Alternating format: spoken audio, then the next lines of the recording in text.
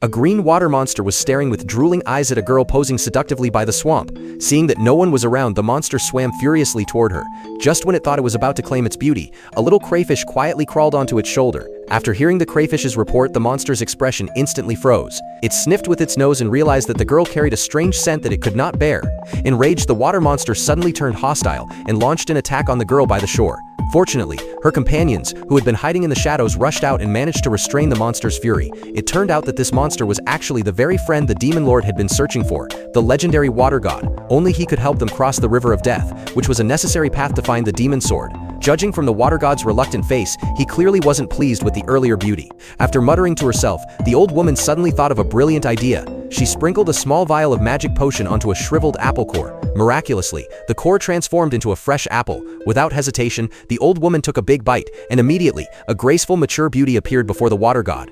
From the look on his face, it was obvious that this was more to the water god's liking. With the beauty's encouragement, the group successfully persuaded the water god to continue on their journey to find the demon sword. Meanwhile, the queen, who had been pursuing them, also arrived at the swamp with her men. She plunged her magical whip into the water, instantly boiling the swamp.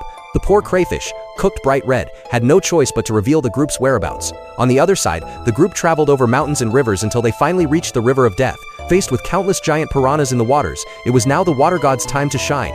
The two women placed him into the river, waiting for his performance. But would it work? Impossible. The River of Death was no longer under the water god's control. The piranhas feared him not at all, and the humiliated water god slunk away into a well. At that very moment, the queen's army surrounded the place, leaving the group with no escape but to jump into the well after him. The magic of the well's waters also restored the old woman to her original form. This only deepened the water god's humiliation, making him feel like the clown of the story. Though bitter and unwilling, he knew that if things went on like this, everyone would die. After a brief hesitation, he plunged into the water and swallowed all the well water into his belly. As the water receded, the group reached the bottom of the well and discovered an exit that could lead them to safety. They tried to take the water god with them, but he had drunk too much water and could no longer move a single step. At this critical moment, the water god decided to sacrifice himself to buy time for the others to escape. After a sorrowful farewell, the group reluctantly left, while the water god used the last of his strength to block the exit. Soon, the queen herself descended into the well. Seeing this wicked woman, the water god spat a mouthful of water into her face, regaining a shred of the dignity he had lost. Enraged, the queen lashed him twice with her whip, instantly turning the water god into stone.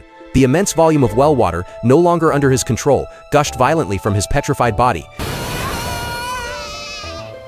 Yet despite his sacrifice, the group didn't get far before being captured by the queen's army.